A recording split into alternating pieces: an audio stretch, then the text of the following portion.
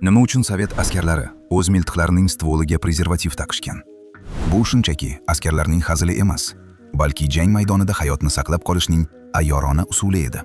Sovet askarlari ko'pincha loyqa suv va botqoqlardan o'tishgan.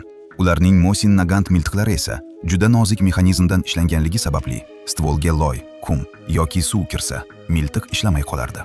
Bu esa askarlar uchun o'lim degani edi. Bu muammoni hal qilishning g'ayrioddiy usulini Sovet armiyasining tibbiy ta'minot to'plamlarida mavjud bo'lgan prezervativlar bo'lib chiqdi. Askarlar ularni olib, stvolning og'ziga mahkam tortib taqishdi.